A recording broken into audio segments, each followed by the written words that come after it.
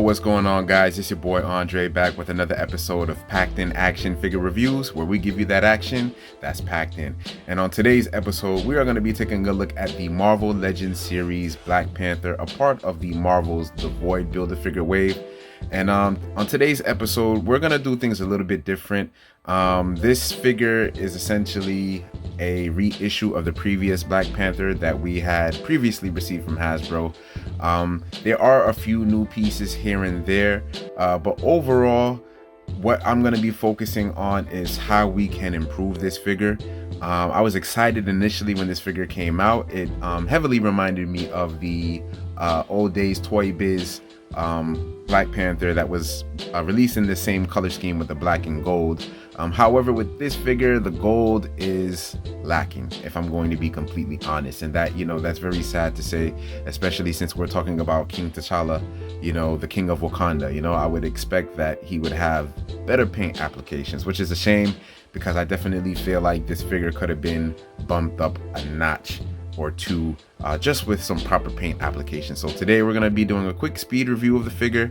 We're going to go over the articulation, the aesthetics, and everything like we normally do, but I'm going to be going through it rather quickly. So guys, I hope you guys enjoy this episode, and I hope you guys can take a few notes here and there and improve on your T'Challa.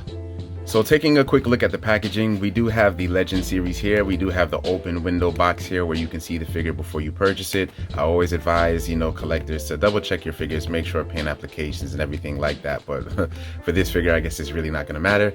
We do have this Black Panther logo here. We do have these two pictures of Black Panther here on the side. And I mean, just look at the metallic on that, man. You know what I'm saying? This metallic here, gold, should definitely reflect, these bare plastics here. But once we get them out of the box, we're definitely going to take a look at that. We have the same picture here on the side, and on the back we have a nice portrait of T'Challa, which states, King T'Challa, the Black Panther, protects his home of Wakanda, armed with superhuman abilities and the precious metal vibranium. Then, if you'd like, we also have here on the bottom the Build-A-Figure, the Void. It looks like a pretty cool figure, but I don't really have an attachment to that figure.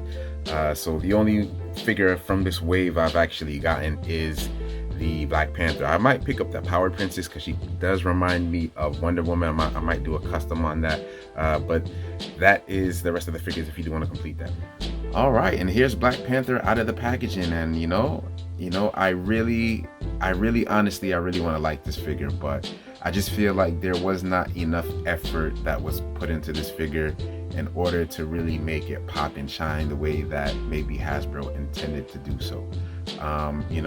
Does the figure have some good things going on for it? Absolutely. I definitely think that, the cape is molded relatively well. It's not my favorite cape, since this is the cape that is glued onto the figure. But we're gonna take them down, and we're gonna just take a closer look and really get into detail about some of these things that can be upgraded or modified in order to make this just overall better Black Panther figure. All right, and taking a closer look at Black Panther right off the bat, you know what I'm saying, taking a look at the head sculpt, we can see that they painted the eyes gold, a metallic gold, and that's probably some of the only metallic that you're going to get on this figure, apart from his fingernails here that we see that is that metallic. Every other gold accessory that you see on this figure is essentially just molded plastic, which is really disappointing. And here we also do have his cuffs. Let's get that to focus a little bit. We also do have his cuffs, and honestly, I feel like this could have easily been glued on. Unfortunately, if you have his arms to his side, they're not going to stay up here. They're going to fall right down, which to me, it just screams lazy. You know what I'm saying? They're not even painted. The medallion on his chest is not painted, and neither is his belt. It's just molded plastic. So again, I don't know why they went this route. Maybe it was saving money, but I mean, the rest of the figure is not painted. Literally, it's not painted. So to me, there's really no excuse as to why a little bit of paint here could have definitely gone a long way. But again, I'm not going to be salty about it. I will say that it does allow customizers, to definitely improve their figures. And if customizing is really not your thing, man, I promise you I'm gonna make this tutorial as easy as possible as I possibly can. But just going over into the speed review, this is pretty much the aesthetics. It's the same thing that we received last year. It's the same body as this Black Panther here. I think the abdominals are slightly different comparing the two, but apart from that, it's more or less the same figure. As you can see, the head sculpt is the same.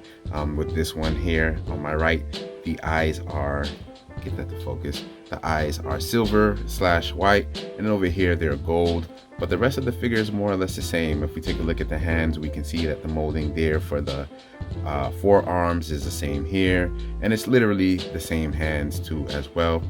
Obviously the belt pieces here are going to be different, but going down over into the legs, it's essentially the same figure. Now jumping into articulation, it's going to be the same thing. His hands can go up, all the way up, so you can get him in that T-man pose, which is relatively decent. We also do have bicep swivel 360 degrees. We do have double jointed elbows, which is really nice. We get more than 90 degrees range of motion. And as I'm moving the elbows, you guys can see what I'm talking about his gold cuffs here. They just keep coming down and it kind of gets very annoying, you know what I'm saying? Same thing here, double jointed elbows. On the hands here, we do have hinges that go up and down. They don't move side to side, which is fine. Going down to the shoulders, we actually do have butterfly joints. The butterfly joints can go out about this much, and they can go forward about this much as well. There's a little bit stiffness there. I honestly feel like the range of motion can be a little bit better. I've actually seen some customizers heat the figure up, pop it open, and cut the pegs inside, make it a little bit shorter to get those shoulders moving in a little bit better. Going down over here to the abs, we do have ab articulation. He goes down about this much, and he does go back somewhat. That cape is going to kind of get in the way of the articulation. With the head, he can look up about this much, and he can look down about that much. His head is going to be kind of hidden inside this cape here, and as many of you guys know, this cannot be removed. I mean, it can be removed if you want to kind of destroy the figure in a sense. Not really destroy it, but it can be removed, but it is glued on here, so you are going to have to use some force if you do want to take that off. Then going down over here to the waist, we do see that he does have 360 degrees. The belt, ironically, it doesn't really get affected by it too much. However, when you do see it from an angle, it is gonna lift up a little bit. Don't know why they designed it like that, but I just feel like, could have been better. Then over here to the thighs, we do have thigh cut. Thigh cut does go 360 degrees. We do have double jointed knees. His foot does have calf swivel, which is good, but it is gonna kind of make the seam kind of noticeable here. And then we also do have, let's get that to focus, we also do have ankle pivot that goes side to side, and it can also go down. I don't know why that's losing focus. It can go down and it can go up about that much, which is a pretty decent range of motion. All right, now jumping straight into this tutorial, some of the materials that we're going to be using are going to be some paint. So in this case, I have some testers. That's the brand of the paint. This here happens to be metallic gold. This gold is not exactly like that yellowish gold. It's more like a darker gold, but I am going to mix mine with some testers yellow paint to kind of give it that sheen, kind of shine look. But the metallic particles are actually in this paint here, so I'm gonna experiment with that a little bit and see where that gets me. So you are gonna need some paint.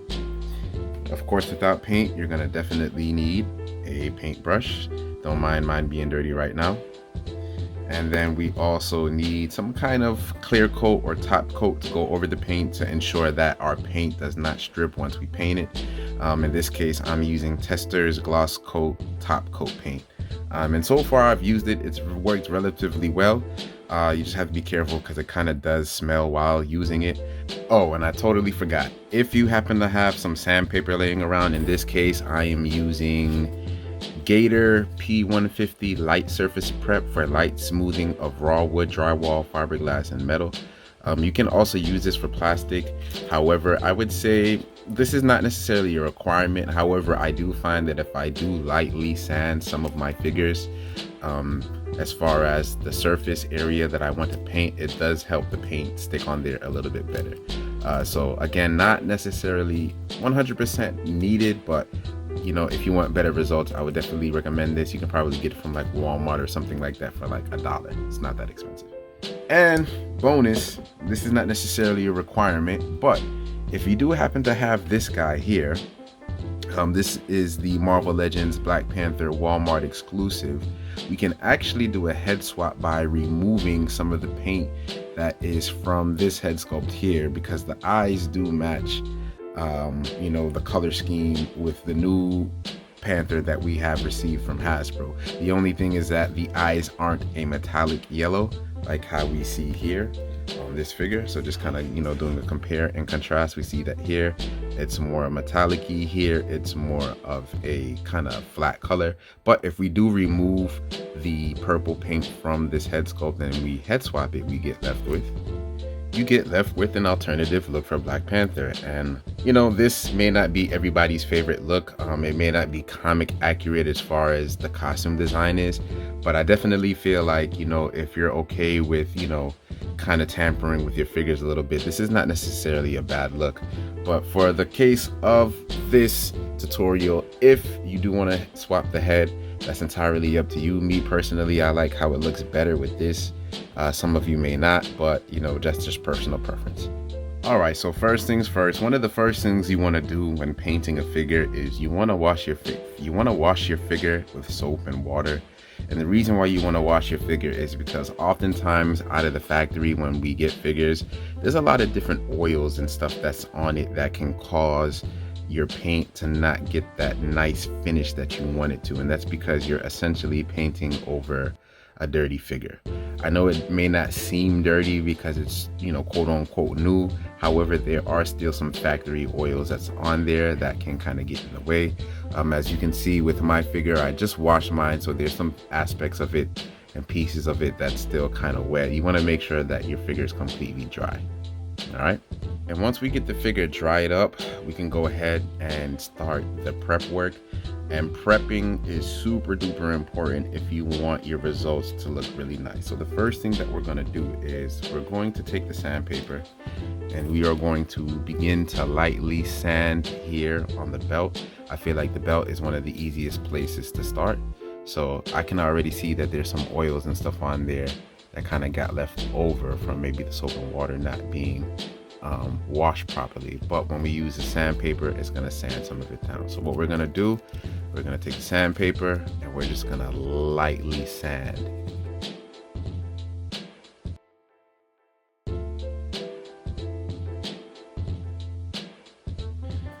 All right, and once we sand the belt a little bit, you are going to feel like a little like grainy texture over it.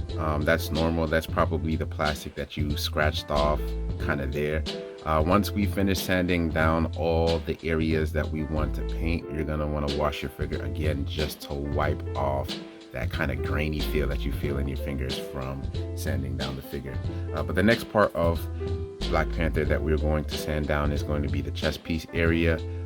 In order for me to sand it down a little bit easier for me and my taste, I'm going to bend the head down just a little bit like this, and I'm going to twist the cape around. And again, guys, remember that this is soft plastic, so don't be too scared about, you know, breaking your plastic or breaking your figures, but you still want to be careful though, you know. So here we have his medallion piece, and essentially, you know, we're gonna do the same thing.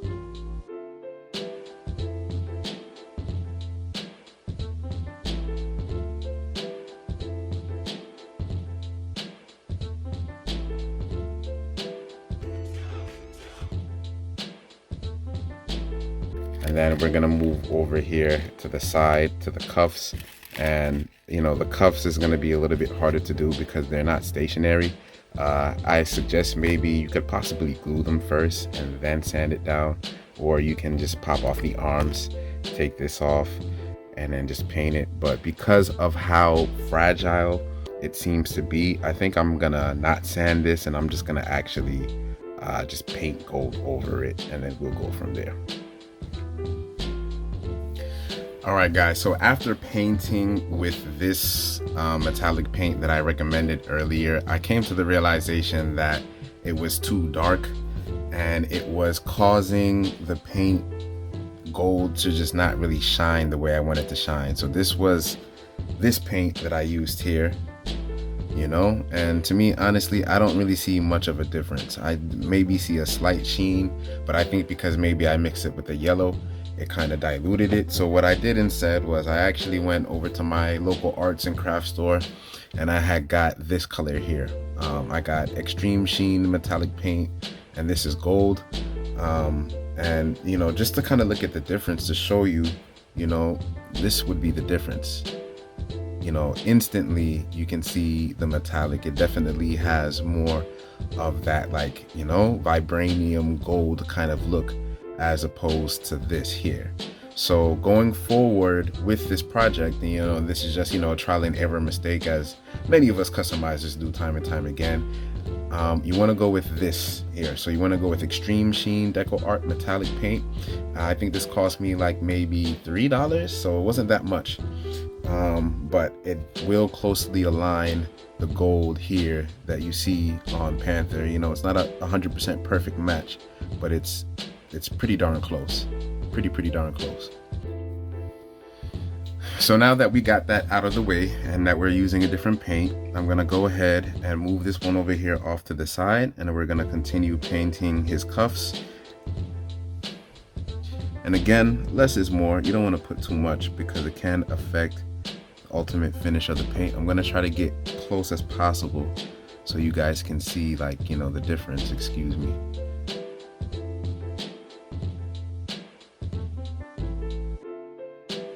And now that we have both sides painted and they're dry, this is pretty much the end result of pretty much what they look like. And you can tell right away once the camera focuses in that it definitely has that more metallic sheen. And just to kind of give you reference, this is the inside of it. I didn't paint that. I left that blank so that way you could see that was what it looked like before. It was molded plastic. And then on the outside now you can see that it definitely has a much more metallic shine. And I definitely think it is going to better match up with, you know, a king, you know what I'm saying? So same thing here on this side. You see the inside, it's just molded plastic. On the outside you can see the gold. We are going to go over it with top coat, but we are going to paint the rest of the figure. So let's get into the belt. I'm going to paint here, and again, you want to go with light coats.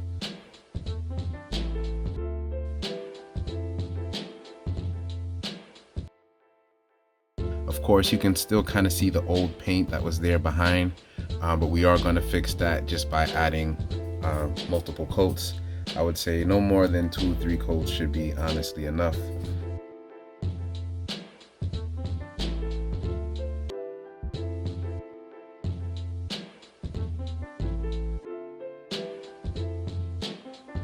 If a little bit of paint gets onto the black portions of the figure, we can always use a little bit of rubbing alcohol to get that out.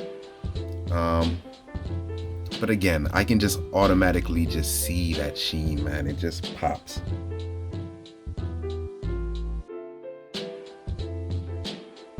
All right, now I'm gonna go ahead and I'm gonna get started on his neck medallion piece.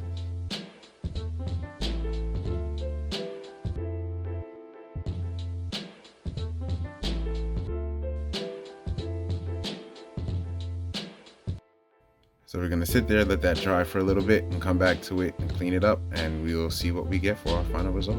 Then once you've got your figure to the liking that you have with the gold, you're gonna wanna add some gloss coat, top coat to it. And pretty much what this is gonna help do, this is gonna help keep the paint from chipping. You know what I'm saying? I actually got this from my local Hobby Lobby for $5.99. And again, if you don't wanna use this, you can also use Mr. Super Clear. However, this is a matte finish, and you know, when I do think of gold, I think of shininess. So since this is gloss, and gloss kind of is that shiny look, I think it'll help make the gold pop a little bit more if you feel like it's too dull. Now once we add that clear coat on top of that figure, this is the end result that we get. And guys, I am very pleased with the results and how it came out. I definitely have to do a little bit of more cleaning of the excess paint that got on the figure, but as you can see, man, you know, the metallic gold on here definitely pops a lot more than before. And I did notice that the fingertips were a bit off with the color, so I just decided to color match it, and I painted over it with that gold that I told you guys to use to get it there to focus. And then the very important thing that I just want to add is that clear coat, especially if it's a gloss, is going to really help the figure. I know when most of us think of gloss, we think of like that shininess, and you know, I initially thought it was going to combat against the metallic, but it actually works out because you know, when you think of gold, you know, you think of something that is essentially shiny. You know what I'm saying? And I definitely feel like this figure, man, it came out really, really well. As you can see, the belt here, it's a lot more metallic. You can still see the metallic grain inside of each one. Even here, looking at the medallion, you could still see, you know, that same look, especially with the eyes. You know what I'm saying? It definitely makes the figure pop a lot more. Over here, taking a look at the cuffs, it's the same thing, man. You know, this is what we should have gotten when this figure was released. You know what I'm saying? This is definitely what we should have gotten, you know? I got a little excess glue hanging out there, but again, these things can be resolved with just a little bit of prep work. But this is the T'Challa. This is the King of Wakanda that I know. You know what I'm saying? That gold definitely makes a difference. Now jumping into some size comparisons, over there to the left we have the previously released Marvel Legends, and as we can see, it basically is the same body as this newer release that we have. The Black Panther over to the right is a little bit of a kit bash custom that I did. I took the head sculpt off of the Walmart exclusive Black Panther with the white eyes, and I actually put it on top of the Vulcan body, you know, to kind of give it that Panther-like head. But that's pretty much what we're looking at. And there goes the Walmart exclusive Black Panther to your right. Then taking a look at some MCU figures that we have the Black Panther to the right, that was a part of the Captain America Civil War. And then over there to the left, we have the Marvel Legends, Marvel Cinematic Universe Black Panther, and that's how he looked in his standalone film. Then over there to the right, we have the Black Panther powered up vibranium suit. And last but not least, we have King T'Chaka over there to the left, sporting his African garment. And then we also have Killmonger over there to the right. And the one thing that I want to point out that I'm not sure too many people are aware of is my hypothesis is that if we were to have this Black Panther here in live action, I think the closest representation that we would have of him would be actually a combination of both King T'Chaka and Killmonger, because in the comics I don't believe Killmonger ever really sported the Black Panther suit, if I'm not mistaken. I believe that's only from the film. But the reason why I say that this figure would be an accurate representation of this comic version here is because even here, looking at the belt, if you take a look at here on Killmonger's belt, you'll essentially see that it's like a similar rendition of what we have here on this Black Panther. And then the same would go for King T'Chaka. Taking a look at his medallion piece, it is very reminiscent of the medallion piece that is on this Panther here, as well as the cuffs that are on his forearm. And I definitely wish that these cuffs could go a little bit higher, similar to this, but you know, we have to kind of take what we get with Hasbro. So when all is said and done, I am very pleased with the outcome of this figure. I definitely feel like, you know, adding the metallic gold paint on the bare plastic piece has definitely helped this figure pop a lot more.